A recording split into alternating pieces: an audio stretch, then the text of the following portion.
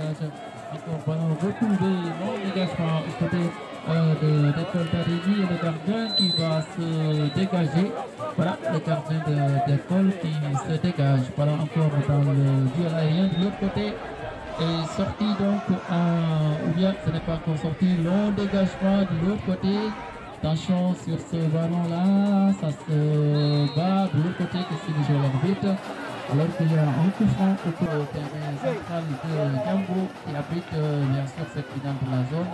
Édition 2022, le parrain bien sûr, Chertigan Diallo, le président du mouvement Yunti, qui est le parrain de cette édition 2022. Certainement, il est très attendu ici même au terrain central de Gambo, alors qu'il y a un donné entre des villages et l'équipe de l'école d'Arégie pour cette finale de la zone de Guédé Village. Attention, directement dans les mains du gardien.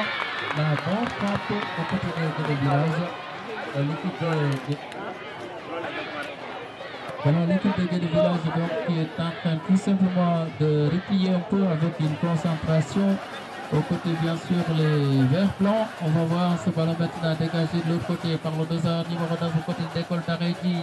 Ballon encore retrouvé devant au côté des maillots verts blancs de Guédé Village. Attention là, j'ai l'arbitre qui laisse l'occasion.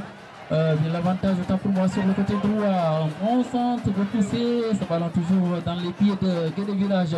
Retrouvé et encore après qui passe comme ici. Donc le temps de saluer bien sûr le président de la zone de Dispense, donc Gagare, la première équipe au côté de la zone de Dioum déjà qualifiée en finale. Attention sur ce ballon retrouvé directement dans la ligne du gardien de l'école d'Arégie, le gardien qui est très concentré, qui va faire un long dégagement. Ballon retrouvé maintenant. Je disais tantôt au côté de Dioum, il reste la deuxième demi-finale qui devait se discuter apparemment entre Nyang et de... Attention sur ce coup-là, l'occasion est toujours là, peut-être d'ouverture de score. Voilà, ça se confie. Attention sur ce ballon-là, tout à l'heure l'équipe de Guédé Village avait l'opportunité d'aller créer la sensation d'ouvrir au compteur sur cette occasion dangereuse en pleine cour de Nyang face à Dar es Salaam. Le deuxième demi-finale est toujours en retard. Voilà, donc voilà, merci le temps de saluer bien sûr, bonsoir encore. Ils se sont encore battus hier pour la finale de la zone. Ils sont encore champions pour cette édition 2022 de l'équipe de Cameroun de Famille. Attention sur ce ballon.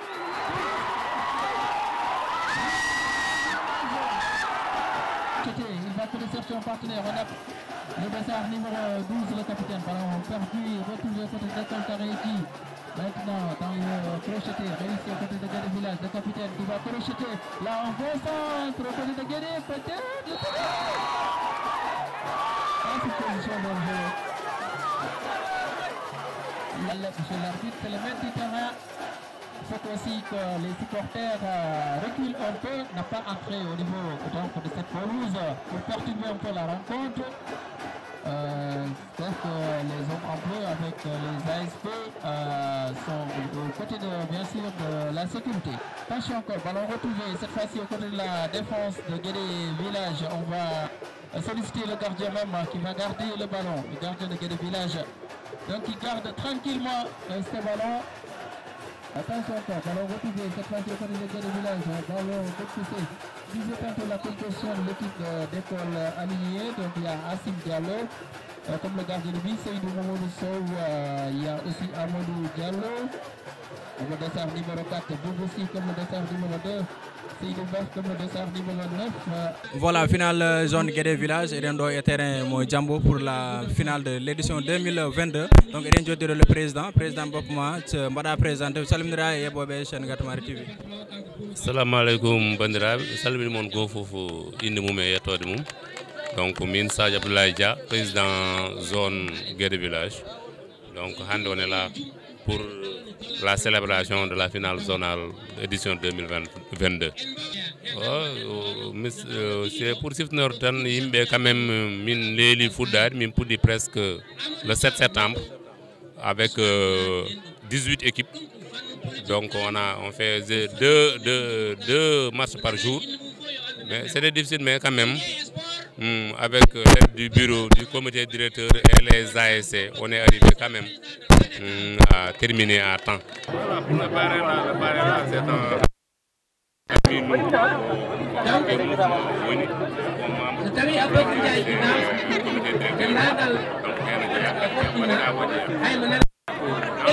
dans ces nang niritan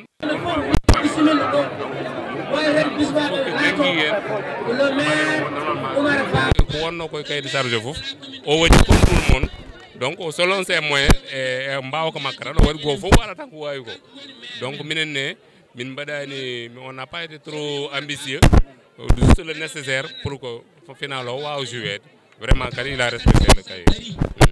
Si monsieur Thiam Allah jarama jaram caggal yettude jomiraɗo joom mbaɗe bawɗe mbeɗa yetta Gatemare FM mbeɗa ñagono moon Allah kadi ndi Allah ɓamtata télévision yonnade kadi darde moon e ɓamtugol sport dans le département de Podor par ce que événement ji mbaɗi ni on meeɗa wonde hen absent ɗum noon wadde yimɓe fof poti remdude e ñagono moon Allah so ɗum yawti sentiment mbaɗumi animé ko weltare mawde saabu on ɗo final baɗo final keeriɗo saabu teddina ɗum ko neɗɗo gonɗo e nder amen à savoir Cheikh Tidiane Diallo kanko trésorier général ODCAV mo Podor o woni président de la CQRP régional so teddinirama minen min ƴewata aspect politique o c'est vrai ko responsable politique dans la commune de Guédé village mais minen addi amen ɗo hannde ko mouvement nawetan ko minen teddina kala mo jiiɗa ɗo hannde ina waɗi milité ASC walla ODCAV walla ORCAV hannde addi ɗum ko mouvement associatif weltare mum no mawni no fewi ɗum tawi koɗo final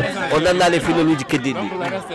Voilà, Anne, vraiment, on l'appelle de lancer les autorités vraiment pour la zone de Guédé village, quand même aussi un terrain fonctionnel avec ne serait-ce qu'un mur. Appel ko vraiment ko appel kuptudinɗo hannde kala autorité gonɗo ɗo e nder Fouta mbiyatmi nder Fouta ne fayi il foti wadde effort ha kala zone jogo terrain mbaɗɗo fonctionnel no ñandani ni walla no Podor ni ene ngakkini fewi e département o ene ngakkini football o ɓamto par ce que terrain o monno wayata tan sa yi terrain waɗama gazonné walla joguima lumière sukaɓeɓe production mabɓe o les certi e production ngaji miɗi tan ɗi goɗɗi wadde mbeɗa waɗa lancé un appel vraiment autorité ɗi fo yoɓe tinno kala terrain ji gonɗi e nder zone uji yoɗi mbaɗe clôturé ɗi jogo lumière ɗum kam vraiment ko c'est un cri de cœur de toute la jeunesse du département.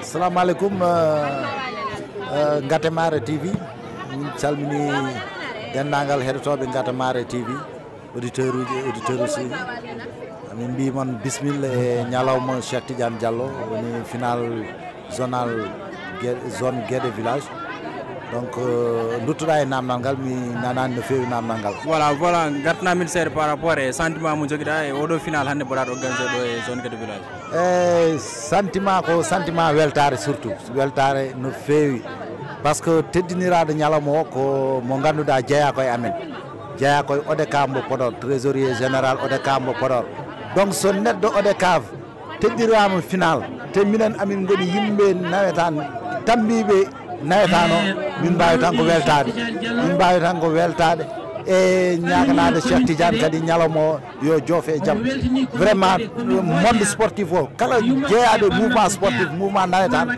hande a weltima par ce que min kewno tan ko teddiniɓe woɗɓe mais hande min teddini koye men min teddini neɗɗo mo ganduɗa jeeya koye mouvement nawetan ɗum ko weltare mawde pour tout le mouvement nawetan tout le monde sportif donc enen mbawɗen ko weltare min beltini aussi togoro makko neɗɗo makko mo ganduɗa kañum ne oppani sport o oppani zone uji oppani nawetan o woni le maire le ministre Cheikh Oumar Anne hanki tan o ummi Fanaye final zone Fanaye donc so waɗi parene ini final d'une zone rek koye zone uji fof waɗni kala zone mo waɗni tan ko zone uji fof waɗni par ce que ko mouvement nawetan o waɗni te min jii ɗo e département Podor en tout cas leader mo ganduɗa tan dari no tambi golle ɗe no yaaɗe sukaɓe no nooto e golle sukaɓe no nooto e préoccupation sukaɓe ko Cheikh Oumar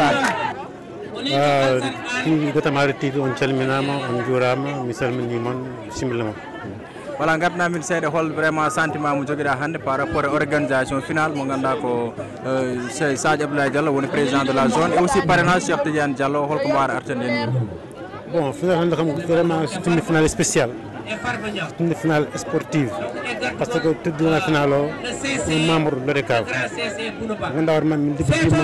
depuis presque plus de 20 ans et dans l'ODCAV c'est une finale parce que la zone de Guédé village ko heno tia en jawanimo be badino honoré be tudini finalo kanko il a accepté vraiment ko weltare parce que le mouvement vraiment est en marche.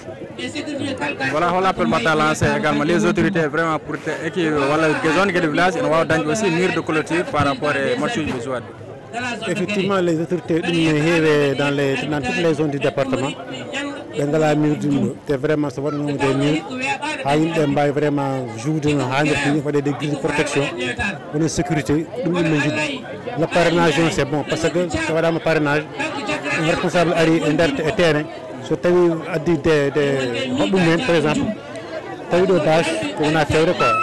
Vraiment, les autorités du département de Podor, dans toutes les 22 collectivités locales, quand je veux zone, vraiment une culture, une grille de protection. Parce que la sécurité là, la grille de protection va être sauvée. Ça se joue aux côtés de Banta, de Guédé village Lamporo, que c'est M. l'arbitre. Là, il faut qu'encore que ces supporters reculent un peu pour ne pas dépasser la ligne de touche. Voilà, on va retrouver maintenant cette fois-ci. On va renvoyer, donc voilà. On peut encore qu'alors qu'il y a des changements peut-être qui vont s'opérer tout à l'heure. Qu'est-ce qu'il faut l'arbitre? Il faut essayer donc de marquer beaucoup de buts pour se débrasser. C'est ce qu'ils sont en train de faire, l'équipe de Lamporo de Guédé. Il veut complètement tuer. Mais déjà rallié, c'est même à Djambo, revenons sur le fil, ballon encore retrouvé, cette fois-ci par le capitaine de Lamporo, ballon dégagé, ballon de sort numéro 2, renvoi de tête encore, c'est pas fini, le danger est toujours là, attention ça se bat à côté d'école, l'équipe d'école qui garde alors le capitaine, le dessert numéro 10 qui touche beaucoup de balles. Le capitaine de l'équipe de Lamporo de Guédé qui est dans le match. Non seulement la finale départementale, mais qui a été aussi sacré champion pour l'édition 2022. C'était hier, bien sûr, c'était hier devant les autorités. Attention sur ce casquette, le gardien qui sort, ce ballon dangereux. Je disais tantôt la finale d'hier qui a été parrainée par Dr Choromarantal. La banque le temps, voilà, le temps peut-être d'accueillir mon confrère. On va partager le travail ensemble. Attention, c'est le second but. Voilà, merci. L'auteur du but tout à l'heure, c'est Amadou Diaw, le capitaine de l'équipe, bien sûr, de Guédé village, l'Amporo de Guédé village. En tout cas, Amadou Diaw.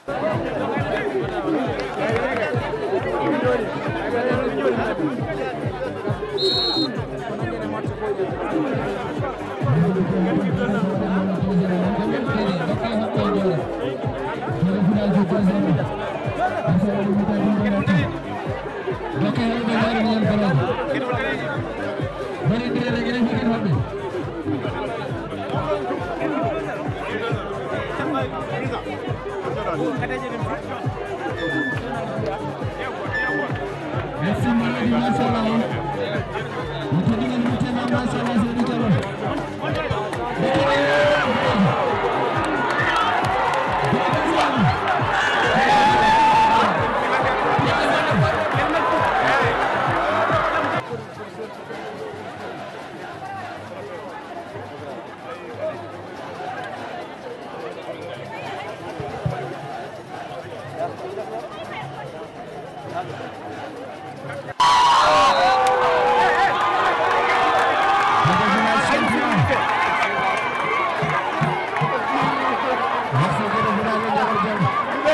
Merci Ngatamare mi salmini mon mi salmini kala keɗotoɗo mon walla jeeɓowo mon mi weltini commune Guédé naaɓe fof mi weltinima département Podor fof Cheikh Tidiane Diallo salminima. Voilà monsieur Cheikh Tidiane Diallo gardamin seeɗa rek e parrainage mo mbaɗɗa hande ɗo e zone Guédé village vraiment hol sentiment mo joguiɗa hen? Ko sentiment de satisfaction ko yettere Allah min koye nokku o jibinami koye nokku o janggumi koye nokku o mawnumi ko dañmi kala machallah koye nokku o kadi ko e zone o cette zone hannde baɗɗomo parrainé alhamdoulillahi rabbil alamin min woni premier président mum mi woni hen président CQRP mi woni hen membre zone donc komi homme du mouvement nawetan et puis kadi watɓemi ɓe parrainé eɓe ɗaminaki e am mbuuɗi eɓe ɗaminaki e am mbuuɗi ɗiɗi mataw ko yiɗɗi ruttude teddungal ɗum waɗi wawat tan ko weldemi mi ummima kadi koreji am foof sehilaɓam yaadiɓam e sportif en foof gabbima mi weltima no fewi. Voilà, presque le constat est général par rapport au terrain de Nganda et nous jouons à la mur. Vraiment, hol appel à lancer les autorités. Donc, c'est un appel solennel. Moumbadane mi lancé le président de la République, son ministre des Sports et surtout à mon leader, mon ministre, le ministre de l'Éducation nationale, Cheikh Omar Anne. Mi andi machallah won ko wawi wadde hen won ko wawi newnude hen won ko wawi wallude hen. Guédé est la commune la plus vaste. Guédé est la commune la plus peuplée. Te machallah depuis 1980 faade handi yimɓe nan mbaɗa mouvement nawetan taw mbaɗata ɗum koye ɗiɗo condition ngaji insécurité e goɗɗum hayso ko mur clôture koddirmi ina foti wawde wonde partout dans le département ha tengti noon e nder commune Guédé. Voilà, merci beaucoup. Merci a jarama, merci beaucoup. Thiam mi salminima mi salmini dendagal bandiraɓe zone Guédé mi salmini aussi le maire de Guédé son représentant gonɗo ɗo mais mi calmini aussi le parrain Cheikh Tidiane Diallo mo garɗen dusde o par ce que kanko woni parrain hande final zone ono mi calmini bandiraɓe fof. Voilà, monsieur le maire, garɗamino seeɗa par rapport e parrainage monsieur Cheikh Tidiane Diallo waɗa vraiment hol leçon mbaɗa hen wadde tiré. Oui, leçon o mawɗo mbawɗen hen wadde tiré par ce que Cheikh Tidiane Diallo jeeya koye c'est un produit du mouvement nawetan so tawi o woni e mouvement nawetan o woni hen acteur o woni hen dirigeant c'est vrai ko acteur politique mais ha hande ɓe dañi reconnaissance wawde aussi teddinirde mbo ɗum ɗon je pense ko hunde mawde ɓe ganduɗa aussi ko acteur nder hen mais ɓe cuɓimo ɓe teddinimo par ce que aussi amo jogui casquette aji goɗɗi politique e foof ɗum waɗi kankone en tant que darde makko e département o darde makko e nokku so tawi o teddinirama gueɗe mbaɗe ni forcément minen e inde maire Cheikh Oumar Anne ministre maire Cheikh Oumar Anne min gummo min gara min duusambo e ñalawma makko mais je pense que ɗum ɗo responsable dirigeant dendagal dirigeant ji vraiment mouvement nawetani poti hen jambude par ce que aussi so yeehi ha e nder mouvement o un parrain d'une zone ne yalta hen pour wawde ɗumen ɗum ko hunde wonde fayida. Voilà, ça e intervention ni ko ɓuuri ko hewde kam fof ɓe ɓeydima artude ko fade wawde dañde mur de clôture pour la zone de Guédé village en tant que représentant docteur Cheikh Oumar Anne holko mbawɗa hen addude.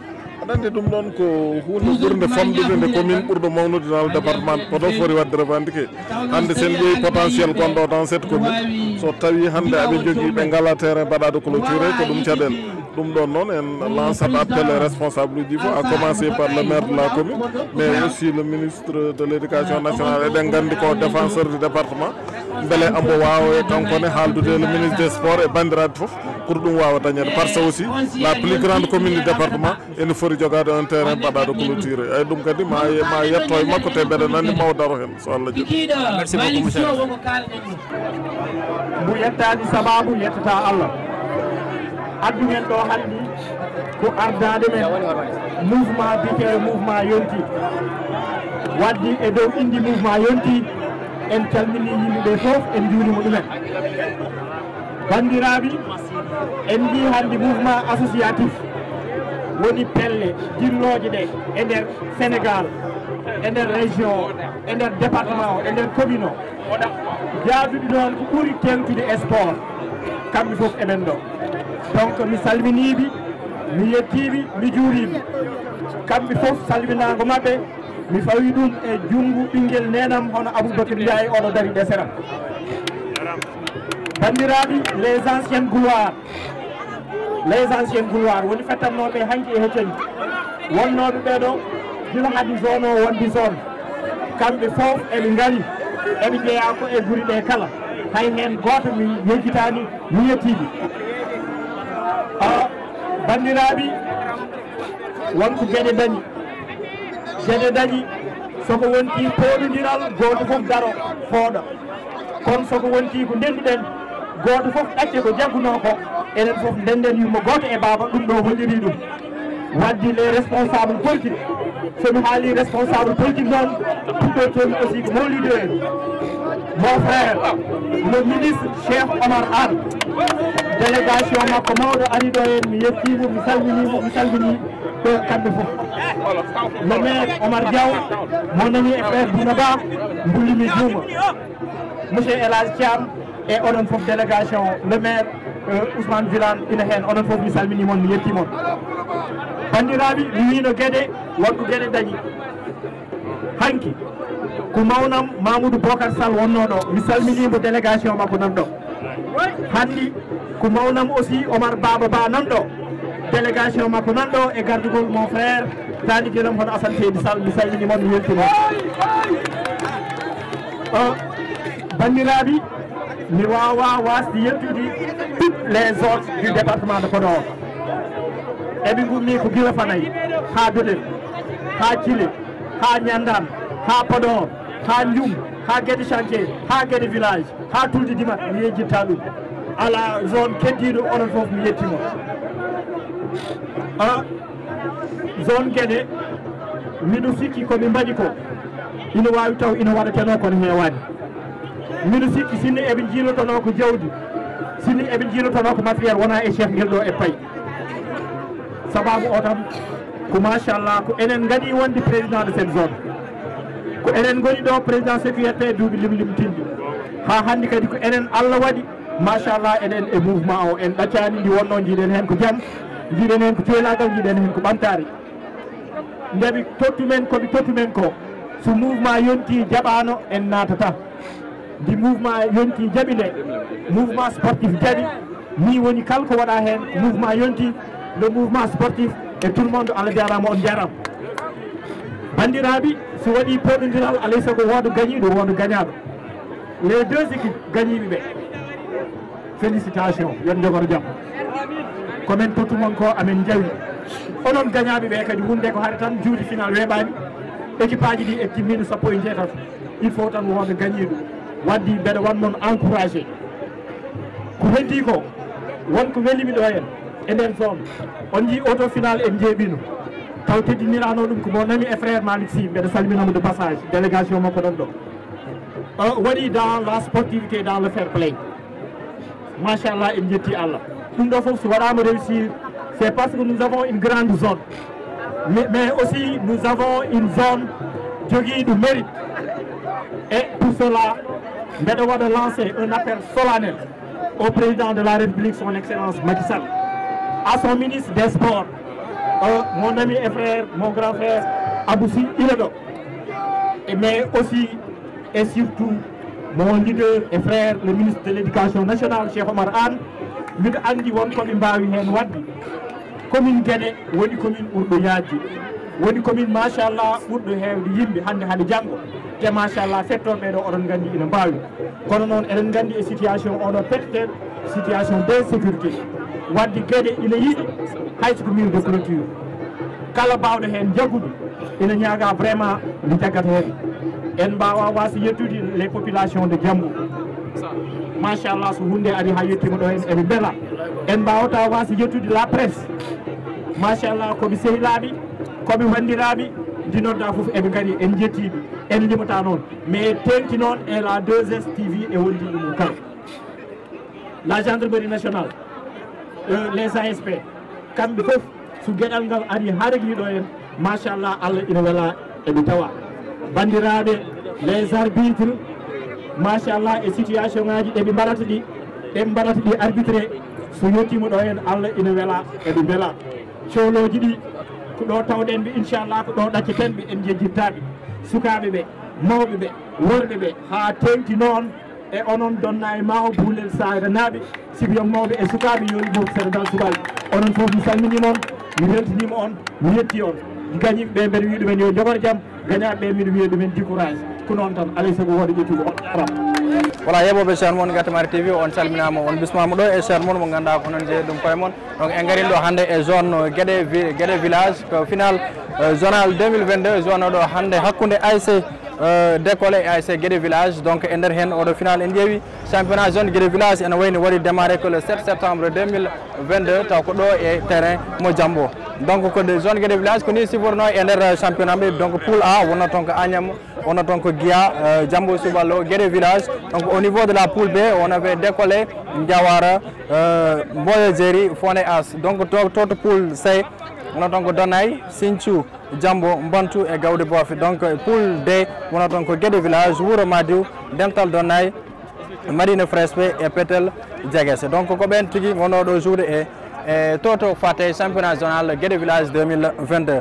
Donc également il y a eu les quarts de finale quoi ASC Mboyo Djeri kanyum hawrno e ASC Lamtor mo Guédé Village. Donc Lamtor Guédé Village hebi folde donc quart de finale gondo ko Guiya tigi Foli ASC Mbantou et troisième quart de finale donc Donay ko Agnam Tongel tigi fi ASC Donay. Donc au niveau des quarts de finale, le quatrième quart de finale donc c'est décollé et ASC Wouroumadiou donc décollé motareji kambe tigi pino oron ASC. Donc au niveau des demi-finales kadi wonoton ko Guédé Village et Guiya ko kambe kawrno mais Allah wadi ko Guédé Village Foli ASC Guiya taw ko do e terrain mo Djambo.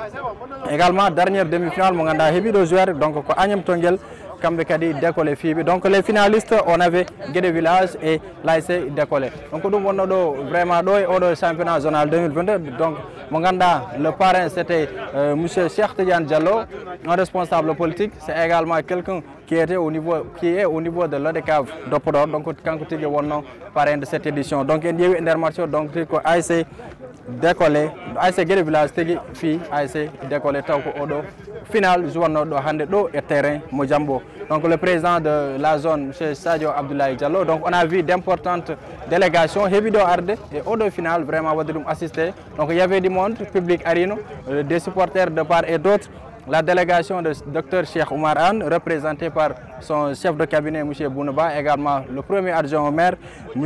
Oumar Diaw et sa délégation, également la délégation du maire de la commune de Guédé Village. Donc vraiment, au final, édition 2022, donc on se donne rendez-vous une prochaine année pour l'édition 2023.